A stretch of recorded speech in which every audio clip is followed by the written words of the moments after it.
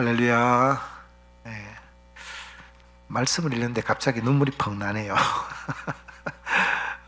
여러분, 교회사적으로 우리가 살아가는 이 시대를 성령 시대라 이렇게 일컫습니다. 성령님이 오늘 이 자리에 계십니다. 아멘. 우리가 예배하는 이 성신교회에 성령님이 계시고 예수님을 믿는 여러분 한 사람 한 사람 안에 성령님이 계십니다. 아멘. 믿어지십니까? 예.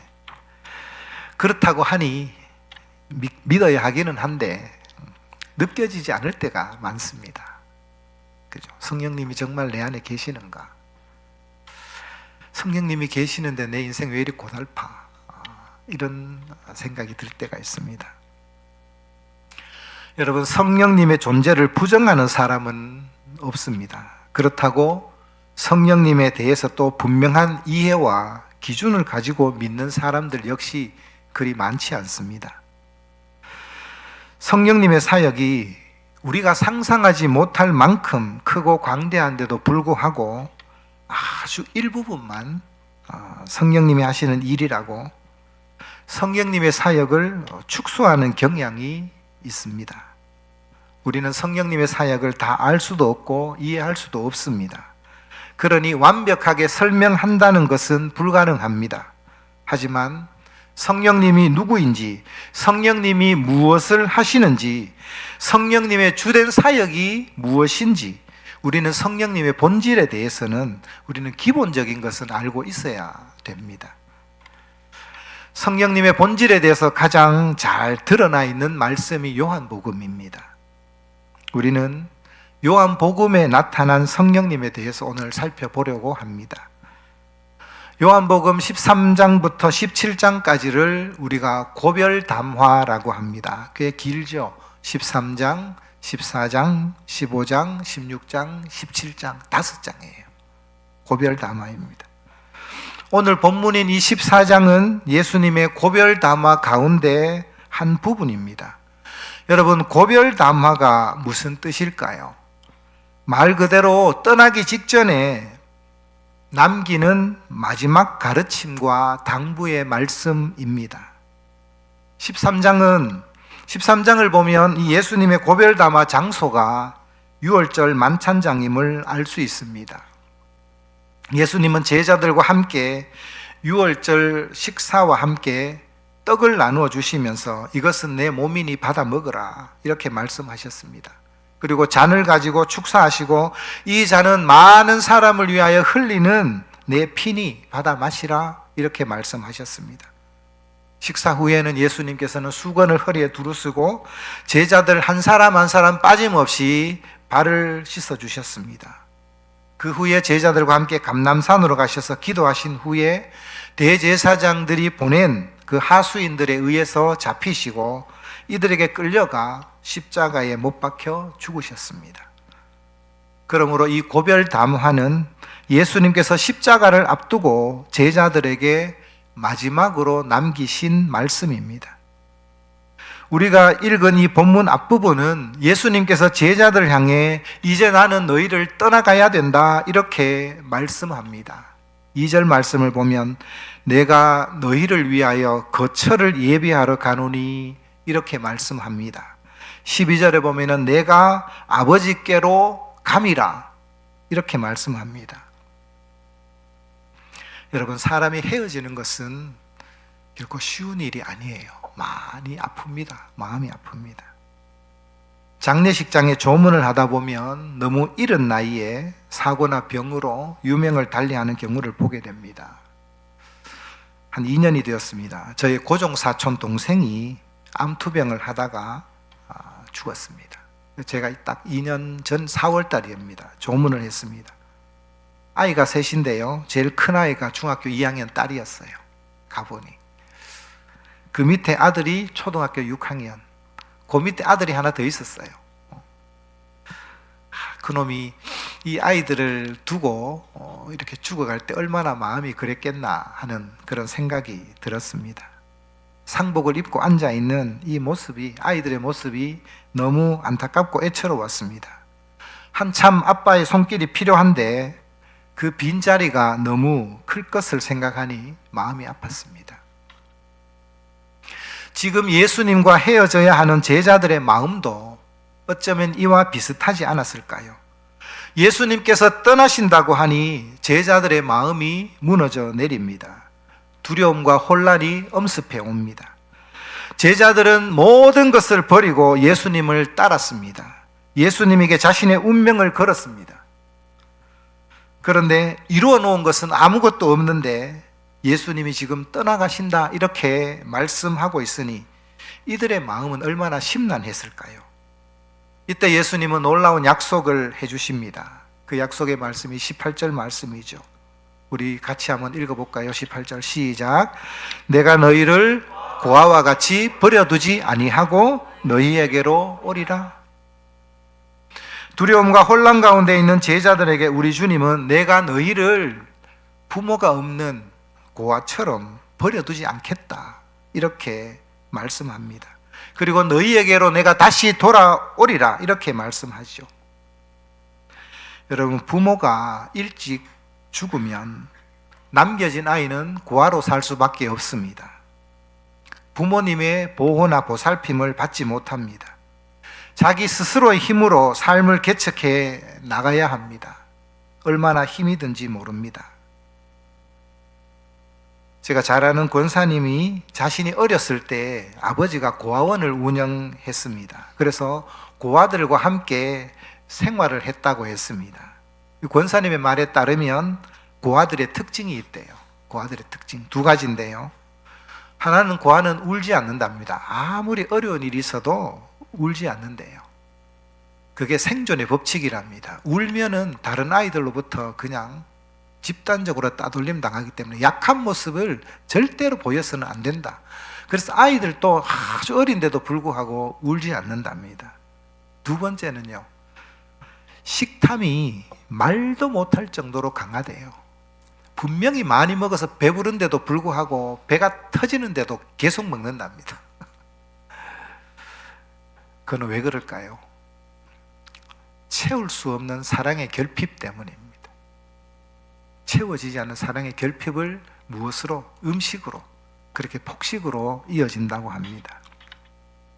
그런데 여러분, 우리 주님은 제자들에게 너희들을 고아처럼 버려두지 않는다 이렇게 약속해 주십니다. 여러분, 예수님과 이 제자들의 헤어짐은 단순한 헤어짐이 아닙니다. 오늘 말씀은 예수님의 이 약속, 고아처럼 버려두지 않고 너희에게로 오리라는 이 약속의 실체이신 성령님에 대한 말씀입니다. 여러분, 16절 말씀을 한번 보십시오. 자, 오늘 본문 16절인데요. 같이 봅시다. 시작. 내가 아버지께 구하겠으니 그가 또 다른 보혜사를 너희에게 주사 영원토록 너희와 함께 있게 하리니. 아멘. 우리 주님은 내가 아버지께 구하겠으니 그가 누구죠? 바로 아버지죠. 바로 하나님 아버지께서 내가 하나님 아버지께 구한 그 보혜사를, 또 다른 보혜사를 너희에게 보내주셔서 그 보혜사가 영원토록 너희와 함께 있게 하겠다 이렇게 말씀하고 있습니다. 여러분, 보혜사를 보내주시겠다고 말씀하시는데 그럼 이 보혜사가 과연 무엇일까요? 보혜사라는 이 말의 원어는 파라클레토스라는 단어입니다. 이 파라클레토스는 다른 성경에는 나오지 않고 요한서신에만 나옵니다. 요한복음에만 나오고요. 딱 한 번 요한 1서, 이것도 요한 사도 요한이 쓴 책이죠. 요한 1서에 한번 기록되어 있습니다. 파라클레토스는 돕는 자, 중재자, 변호자, 위로자라는 뜻입니다. NIV 성경을 보니까 이 파라클레토스를 카운셀러 이렇게 번역을 해놓았습니다. 요한복음에 요한 1서에 딱 한 번 나오는데 요한 1서에서는 이 파라클레토스를 대언자로 번역했습니다. 우리 성경 한번 볼까요? 요한일서 2장 1절 말씀입니다. 앞에 있습니다. 시작. 나의 자녀들아, 내가 이것을 너희에게 쓰면 너희로 죄를 범하지 않게 하려 함이라. 만일 누가 죄를 범하여도 아버지 앞에서 우리에게 대언자가 있으니 곧 의로우신 예수 그리스도시라. 제가 저기 밑줄을 쳐놨죠. 우리에게 대언자가 있으니, 이 대언자가 파라클레토스입니다. 이 우리에게 보혜사가 있으니 이렇게 되겠죠. 곧 의로우신 예수 그리스도시라. 이 보혜사가, 처음 보혜사가 누구라는 말이에요? 예수님이라는 말씀입니다. 예수님이 바로 파라클레토스, 대언자요, 돕는 자요, 중재자요, 변호자라는 말씀입니다. 그런데 여러분, 이 파라클레토스라는 이 단어를 대언자, 돕는 자, 중재자, 변호자라는 말로 그 의미를 다 담아낼 수 있을까요? 다 담아낼 수 없습니다.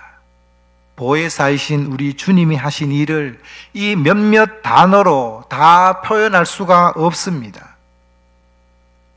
지난주 주한이가 한 8일 동안 병원에 입원했습니다. 입원하는 동안 너무 고열이 지속되어서 한 4, 5일 동안은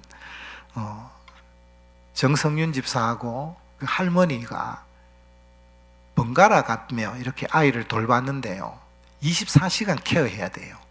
밤새 한숨도 잠을 못 잡니다. 꼬박 아이만 지켜봐야 되는 거예요. 지켜봐야 되는 거예요. 24시간 케어합니다. 혼자는 힘들죠. 그래서 번갈아 가면서 그렇게 했어요.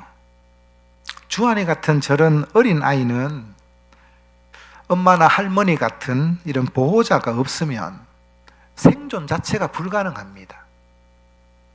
물론 보호자가 돕는 역할을 하고 중재자 역할도 하고 변호사 역할도 하고 하지만 이 몇몇 단어로 이 보호자 전체를 다 담아낼 수도 없고 표현할 수도 없습니다.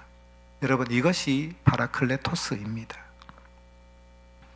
그런데 지금까지 이 보혜사로 역할을 하시던 이 예수님께서 성부 하나님께로 돌아가시고 예수님께서 아버지께 구함으로 아버지가 예수님 대신에 또 다른 보혜사 파라클레토스를 보내주시겠다, 이렇게 말씀을 하고 있는 것입니다. 이 또 다른 보혜사가 바로 성령님입니다. 또 다른 보혜사, 처음 보혜사가 있다는 말이죠. 지난주에 제가 말씀을 나눌 때 다른이라는 이 단어가 두 개가 있다고 이렇게 말씀을 드렸는데 기억나십니까? 예. 하나는 알로스라는 단어이고 하나는 헤테로스라는 단어입니다. 모양이나 형태는 조금 달라도 본질이 같을 때는 어떤 단어를 쓴다고요? 예. 알로스라는 단어를 써요. 근데 모양도 다르고 본질도 다르고 그런 다른 것을 쓸 때는 헤테로스를 쓴다고 했죠.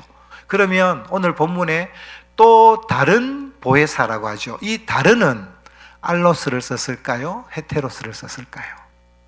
네, 맞습니다. 알로스를 쓴 거예요. 본질이 예수님과 똑같다는 거예요. 예수님이 하나님이 되시듯 성령님의 본질도 똑같은 하나님이다라는 말씀입니다. 그러므로 지금까지 예수님이 행하시던 이 일을 앞으로 누가 하신다는 말씀이에요? 예, 성령님이 예수님이 행하시던 그 사역을 똑같이 하신다라는 말씀입니다. 예수님은 육신을 입고 계셨습니다. 여러분, 육신을 입고 있다라는 것은 시간과 공간의 제약을 받습니다. 예수님은 1세기라는 이 시간 안에, 팔레스타인이라는 이 지역이라는 공간 안에서 벗어나서 사역을 할 수가 없었습니다. 예수님께서 많은 이적과 표적을 행하셨지만 시간과 공간의 제약을 받기에 그 사역은 팔레스타인이라는 땅에만 머물러 계셨습니다. 하지만 또 다른 보혜사이신 성령님은 육체가 있습니까? 없습니까? 예, 육체가 없습니다. 영이십니다. 그러므로 시간의 제약도 받지 않으시고 공간의 제약도 받지 않으십니다. AD 33년경 오순절날 마가 다락방에 강력하게 임하셨던 이 성령님이 2000년이라는 시간을 뛰어넘어 오늘날에도 동일하게 역사하십니다. 아멘. 아멘. 옛날 이야기가 아니에요. 성경에 기록된 사도행전만의 그 역사가 아니라 오늘날도 동일하게 역사하시는 분이 성령님입니다. 예루살렘과 유다 땅에 강력하게 일하셨던 이 성령님은 지구 반대편인 이 한국에서도 동일하게 그 힘과 권능과 능력으로 역사하십니다. 아멘. 아멘. 여러분, 이것을 믿으셔야 돼요. 이것이 우리 예수님이 떠나가시고 성령님을 보낸 이유입니다. 그러기에 예수님께서는 16장 7절에서 이렇게 말씀을 하셨죠. 16장 7절 말씀 한번 보십시오. 같이 읽어봅시다. 시작. 그러나 내가 너희에게 실상을 말하노니 내가 떠나가는 것이 너희에게 유익이라. 내가 떠나가지 아니하면 보혜사가 너희에게 오시지 아니할 것이요 가면 내가 그를 너희에게 보내리니. 예수님은 예수님의 사역을 다 담당하시고 떠나가셔야만 했고요. 그 예수님이 하시던 그 사역을 이제는 성령님이 이어서 이 땅에서 그 사역을 행하시는 것입니다. 여러분, 육체를 가지고 계시던 예수님은 영원히 우리와 함께 하실 수 없었지만 성령님은 영원토록 우리와 함께 하십니다. 아멘. 그래서 17절 말씀을 보십시오. 그는 진리의 영이라. 오늘 본문에 그죠? 지는 진리의 영이라. 자, 같이 읽어볼까요? 시작. 그는 진리의 영이라. 세상은 능히 그를 받지 못하나니 이는 그를 보지도 못하고 알지도 못함이라. 그러나 너희는 그를 아나니 그는 너희와 함께 거하심이요 또 너희 속에 계시겠음이라. 보혜사 성령님을 어떤 영이라고 말씀하고 있어요? 진리의 영이다, 이렇게 말씀합니다. 여러분, 진리의 영이라는 말이 무슨 뜻일까요? 요한복음에서 진리는 누구를 나타냅니까? 예수님이죠. 그래서 14장 6절 말씀을 보면 예수께서 이르시되 내가 곧 길이요 진리요 생명이니 나로 말미암지 않고는 아버지께로 올 자가 없느니라. 예수님이 내가 곧 길이래요. 내가 곧 진리래요. 예수님이 진리입니다. 진리의 영이라는 말씀은 곧 성령님은 예수의 영이다라는 말씀입니다. 성령님은 어떤 힘과 능력과 기적을 행하시기 전에 여러분 예수의 영이라는 사실을 잊으시면 안 됩니다. 여러분, 예수와 상관없는 힘, 예수와 관계없는 능력, 예수와 관계없는 기적, 여러분 이것은 엄밀히 보자면 성령의 역사가 아닙니다. 성령이 하시는 일은 예수님을 보여주고 예수님을 드러내고 예수님을 믿게 하고 예수님의 능력을 시간과 공간을 초월하여 행하시는 분이 성령님이십니다. 그러므로 여러분, 이 성령님은 결코 예수와 분리되거나 떨어지지 않습니다. 예수를 모르는 세상은 성령을 받을 수 없고 예수를 믿지 않는 사람은 성령을 볼 수도 없고 성령을 알 수도 없습니다. 그래서 예수님은 세상은 능히 그를 받지 못한다, 세상은 능히 성령을 받지 못한다, 이렇게 말씀을 합니다. 예수를 모르는 세상은 성령을 볼 수도 없고 알 수도 없고 받을 수도 없습니다. 그 다음 말씀을 보십시오. 그러나 너희는 그를 아나니, 예수를 믿고 예수님을 따르는 제자 너희는 성령님을 안다라고 말씀을 합니다. 성령님은 예수를 믿는 사람과 함께 거하시고 예수를 믿는 사람 안에 계십니다. 아멘. 여러분, 이 말씀이 얼마나 놀라운 말씀인지 모릅니다. 여러분, 예수님도 제자들과 늘 함께 하셨습니다. 제자들과 함께 음식을 먹고 제자들과 함께 잠도 자고 예수님은 제자들과 함께 사역을 하셨습니다. 그렇지만 예수님은 제자들 곁에 계셨습니다. 예수님은 육체를 가지고 계셨기에 곁에 계시지만 제자들 속에는 들어갈 수가 없었습니다. 그런데 성령님은 그 사람 곁에 있을 뿐만 아니라 그 속에 계십니다. 놀라운 일이 아닐 수 없습니다. 그래서 주님은 내가 떠나가는 것이 너희에게 유익이다, 이렇게 말씀하신 것입니다. 19절 말씀을 한번 볼까요? 오늘 본문 19절입니다. 같이 읽어봅시다. 시작. 조금 있으면 세상은 다시 나를 보지 못할 것이로되 너희는 나를 보리니 이는 내가 살아있고 너희도 살아있겠음이라. 조금 있으면 이 세상은 예수님을 다시 보지 못한다 이렇게 말씀을 합니다. 이 말씀을 하실 때 예수님은 육신을 가지고 계셨기에 예수님께서 메시아임을 거부하고 믿지 않는 사람도 예수님을 볼 수 있었습니다. 그렇지만 십자가에서 죽임을 당하시고 부활하시고 승천한 이후에는 이 세상은 다시는 예수님을 보지 못한다라는 말씀이죠. 그런데 너희는, 예수님을 믿는 제자들은 예수님을 볼 수 있다 이렇게 말씀합니다. 여러분, 어떻게 볼 수 있을까요? 이 말씀은 재림 사건 이후를 말씀하는 그런 말씀이 아닙니다. 너희는 나를 보겠다, 이 말씀은 예수님이 살아있고 너희도 살아있다라는 말씀 안에서 해석을 해야 되는 거죠. 예수의 영이신 성령을 통해서 우리가 예수가 살아있고 성령을 통해서 우리가 살 수 있다라는 말씀입니다. 성령을 통해서 예수님을 볼 수 있는 것입니다. 20절 말씀을 보면 확실히 알 수 있죠. 20절 말씀 같이 읽어봅시다. 시작. 그날에는 내가 아버지 안에, 너희가 내 안에, 내가 너희 안에 있는 것을 너희가 알리라. 여기서 말씀하시는 그날은 언제를 말할까요? 오순절 성령 강림 사건을 말합니다. 보혜사 성령님이 임하시면 예수님이 하나님 아버지 안에, 예수를 믿는 너희가 내 안에, 그리고 예수 안에, 내가 너희 안에 있는 것을 너희가 알게 될 것이다 이렇게 말씀하십니다. 여러분, 이것을 알게 하신 것이 보혜사 성령님의 사역입니다. 우리가 오늘 찬양을 드렸죠. 성령이여 우리를 예수께로, 예수여 우리를 아버지께로, 아버지 우리를 예수께로, 예수여 우리를 성령께로. 여러분, 이 찬양이 바로 이 말씀을 하고 있는 것입니다. 8절 말씀을 보면 빌립이 예수님께 이렇게 말하죠. 주여 아버지를 우리에게 보여주시옵소서. 이렇게 말하자 우리 주님이 뭐라 말씀하셨습니까? 빌립아, 내가 이렇게 오래 너희와 함께 있으되 네가 나를 알지 못하느냐? 나를 본 자는 아버지를 보았거늘 어찌하여 아버지를 보이라 하느냐? 여러분, 단어가 같다고 해서 같은 하나님이 아니에요. 그죠?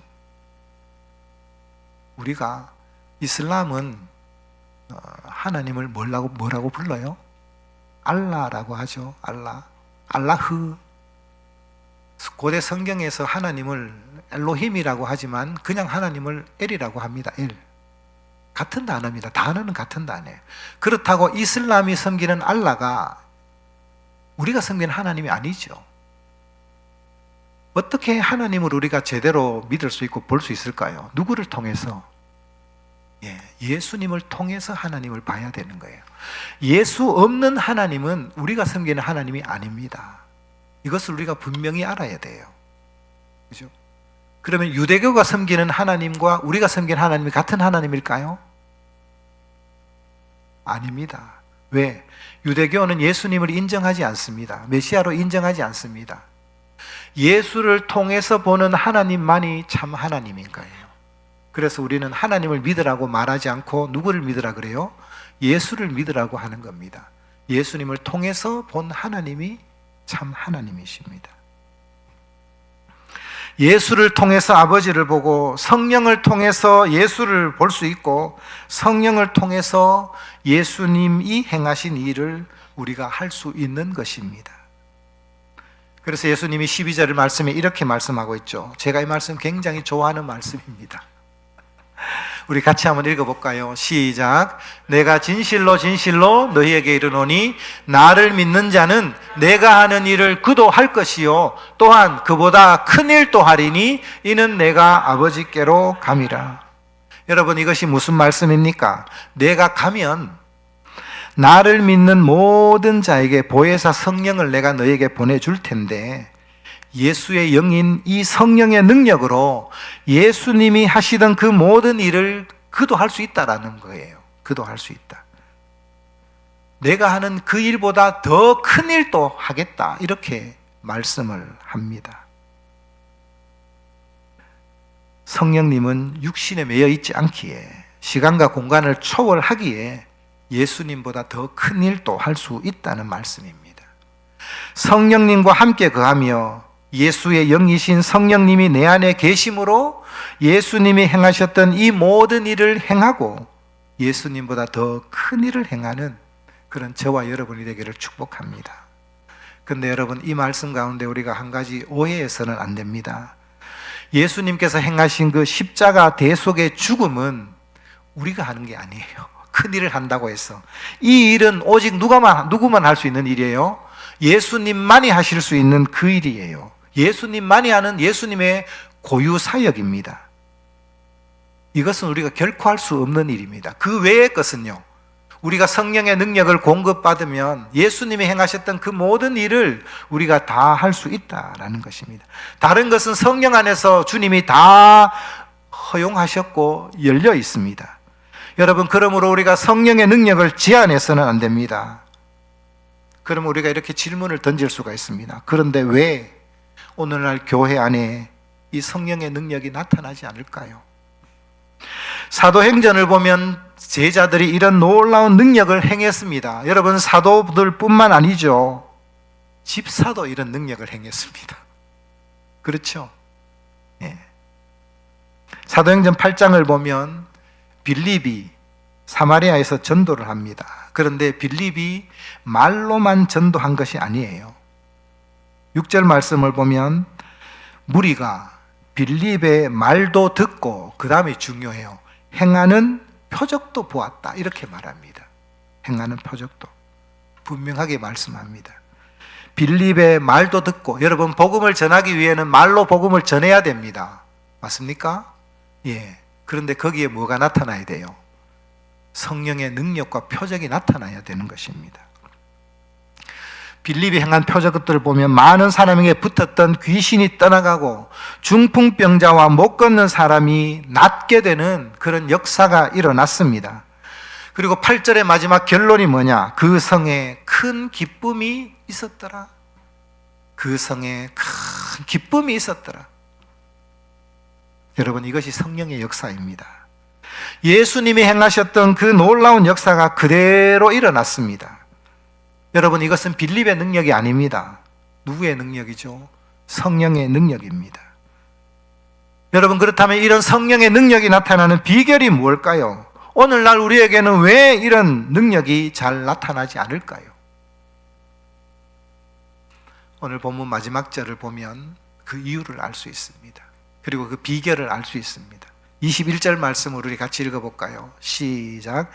나의 계명을 지키는 자라야 나를 사랑하는 자니 나를 사랑하는 자는 내 아버지께 사랑을 받을 것이요 나도 그를 사랑하여 그에게 나를 나타내리라. 아멘. 우리 주님은 나의 계명, 예수의 계명을 지키라고 말씀합니다. 여러분, 이 계명은 구약의 율법을 지키라는 말씀이 아닙니다. 여러분, 구약의 율법을 지킬 수 있는 사람은 아무도 없습니다. 이스라엘도 실패했습니다.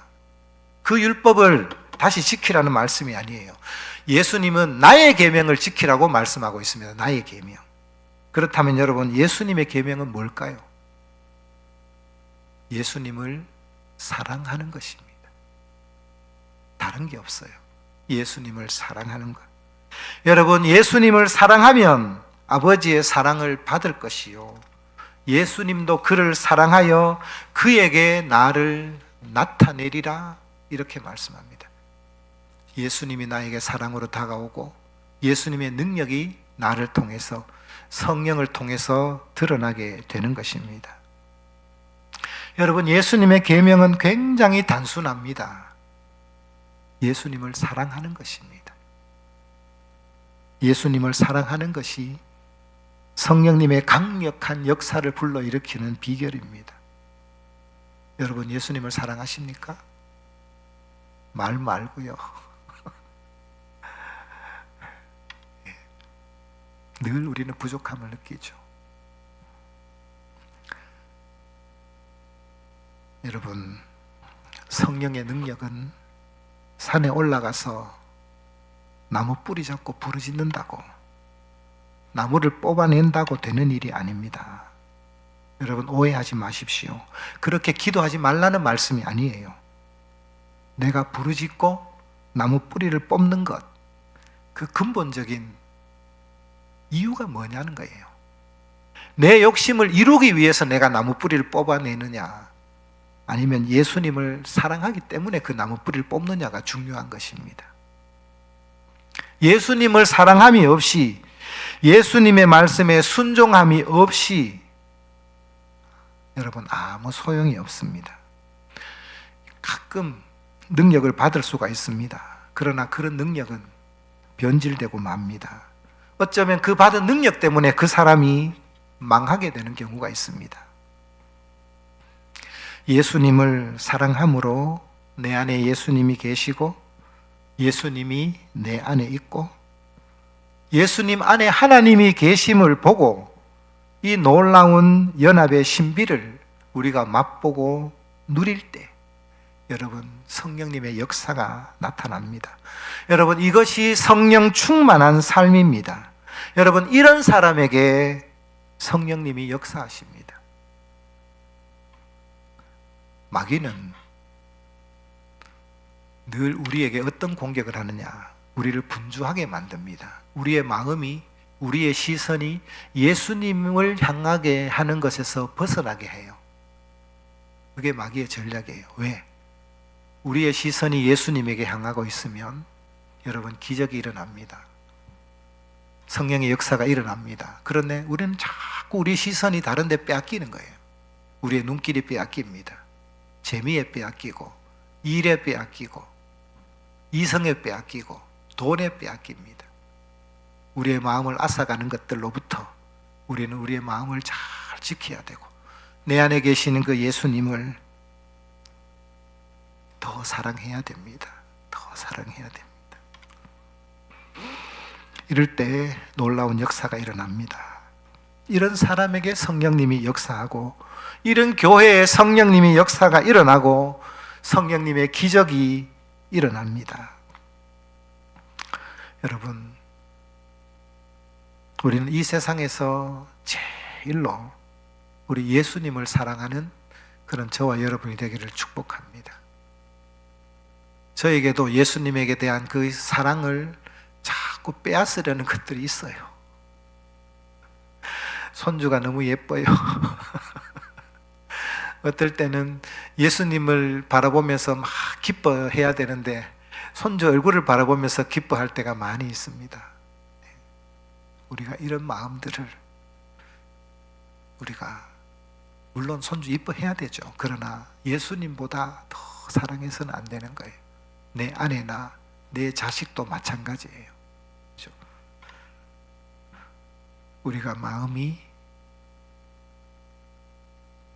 예수님께 향하고 예수님을 사랑하는 것이 예수님의 계명이고 그런 사람에게 하나님이 나타나신대요. 그에게 나를 나타내리라. 이것은 그냥 단순히 예수님이 보이는 것으로 끝나는 것이 아니라 성령님의 그 능력으로 우리에게 역사하시는 것입니다. 이런 역사로 이 성령의 역사가 참 보기 드문 이 시대에 우리가 성령의 역사를 통해서 믿음의 이런 주인공이 되는 성령님의 역사가 무엇인지를 이 세상에 보여주는 능력으로 보여주는 그런 빌립 집사와 같은 그런 우리 모든 성도님들이 되시기를 주님의 이름으로 축복합니다.